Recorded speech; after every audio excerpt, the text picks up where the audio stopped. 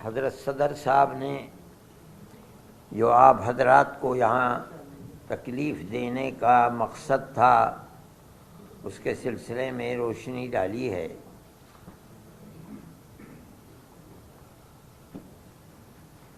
مسلمان ملک کی آزادی کے بعد اس طرح کے مسائل میں گھرا ہوا ہے۔ بابری مسجد کا مسئلہ تھا، لیکن اسی زمانے میں مختلف مسجدوں کے مسئلے، خود دلی کی جامع مسجد کا مسئلہ ہے، احمد آباد کی مسجد کا مسئلہ ہے، سنبھل کی مسجد کا مسئلہ ہے، متھرا ہے، یہ تمام مسائل اٹھ رہے تھے۔ لیکن اس وقت جس تیزی کے ساتھ یہ مسائل اٹھے ہیں ان سے یہ محسوس ہوتا ہے کہ قانون کو سامنے رکھ کر فیصلہ کرنے کی ذمہ داری جن کورٹوں کے اوپر ہے، وہاں ایسی لچک اور ڈھیل پیدا ہوئی ہے کہ جو لوگ عبادت گاہوں پر قبضہ کرنے کا پروگرام چاہتے تھے ان کو سہولت اور آسانی مل رہی ہے۔ کانگریس گورنمنٹ کے زمانے میں سن 91 کا قانون بنا تھا، ہمیں اس کے اوپر بھی یہ اعتراض تھا کہ بابری مسجد کو اس سے الگ کیوں کیا جا رہا ہے، لیکن کیا گیا کیونکہ جمعیت علماء ہی اس کیس کو لڑ رہی تھی، اور ہم پوری قوت کے ساتھ جو بہتر سے بہتر وکیل تھے ان کو سامنے لا کر ہم نے اپنے دعوے کو پیش کیا، اور ہم بار بار یہ بات کہتے تھے کہ ثبوت اور شواہد کی بنیاد کے اوپر، یعنی قانونی دلائل کی بنیاد پر جو فیصلہ سپریم کورٹ کا ہوگا ہم اسے قبول کریں گے۔ سپریم کورٹ کا ایک فیصلہ کہ مسجد اپنی جگہ ہے، کسی مندر کو توڑ کر نہیں بنائی گئی، یعنی جہاں بابری مسجد ہے وہ رام جنم بھومی نہیں ہے، یہ فیصلہ کورٹ نے دے دیا سپریم کورٹ میں۔ یہ دلیل تھی، سروے ہوا تھا، سروے سے ثابت ہوا کہ یہاں کوئی دوسری عمارت نہیں تھی۔ لیکن ایک دوسرا فیصلہ کہ ہم یہ مسجد اکھاڑے کو دیتے ہیں، اس کی کوئی دلیل، کوئی ثبوت، کوئی شواہد نہیں ہے۔ سپریم کورٹ کے اس فیصلے نے، آپ خود دنیا کو دیکھیں، ملک کو دیکھیں، اس فیصلے نے کہ ہم عقیدت کی بنیاد پر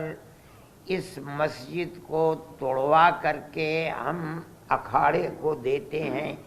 اس نے جو راستہ دکھلایا ہے، اس راستے دکھلانے کے بعد پھوٹ پڑے ہیں مسائل کہ اس مسجد کو بھی لو، اس مسجد کو بھی لو، اس مسجد کو بھی لو، اس کے اوپر بھی۔ اس کا مطلب ہے کہ قانون کے راستے کے اوپر چلنا جو کورٹ کا امتیاز تھا، صرف بابری مسجد کے فیصلے نے ایک راستہ دکھلایا کہ نہیں، ان تمام قوانین اور قواعد کی لائبریریوں کو، ان کی کتابوں کو آگ لگاؤ، کوئی چیز نہیں ہے۔ فیصلے مذہب کے اندر جو بھی ہوں گے وہ عقیدے کی بنیاد کے اوپر ہوں گے، عقیدت مندی کی بنیاد پر ہوں گے، تو ملک کیسے چلے گا؟ یہ تو ایک تصور یہ دیا جا رہا ہے کہ جہاں بھی اکثریت اس ملک کے اندر اپنی عقیدت کی بنیاد کے اوپر کسی مسئلے کو لائے گی، وہاں حقیقت اور ثبوت شواہد کو نہیں دیکھا جائے گا، بلکہ وہاں یہ دیکھا جائے گا کہ اکثریت کی عقیدت مندی کیا چاہتی ہے، جو چاہتی ہے اس کو پیش کر دیا جائے گا، تو ملک کیسے چلے گا؟ یہ ایک بات ہے سوچنے کی۔ ہم صرف اتنی ہی بات کہنا چاہتے ہیں کہ اگر روش یہی چلے گی تو چاہے وہ کسی بھی اقلیت کا فرد ہو، چاہے وہ سکھ ہو، چاہے وہ جین ہو، چاہے وہ مسلمان ہو چاہے وہ عیسائی ہو، کسی مسئلے کے اندر اس کو فیصلہ نہیں ملے گا اگر مقابلے کے اندر تناؤ ہے اور اس کے اندر عقیدت اکثریت کی اس کے اندر دخل رکھتی ہے، تو اس کے اندر اس کے مقابلے کے اندر قانون بیکار اور بے اثر ہو جائے گا۔ یہ بات میں ہی نہیں کہہ رہا ہوں، سمجھدار اور بڑے بڑے وکلاء یہ بات کہہ رہے ہیں کہ اس فیصلے نے بابری مسجد کے جو راستہ کھولا ہے کہ عقیدت کی بنیاد جب کبھی مقابلہ ہوگا تو قانون اس کے مقابلے کے اندر ہیج ہو جائے گا، تو پھر لا آپ پڑھاتے کس لیے ہیں؟ لائبریریوں کے اندر آپ کے ہزاروں کتابیں کس لیے رکھی ہوئی ہیں؟ ان کو آگ لگا دیجئے۔ یہی مسئلہ ہے، یہ ملک کا میں سمجھتا ہوں بہت بڑا المیہ ہے کہ اس ملک کے اندر آج مسلمان یہ کہہ رہا ہے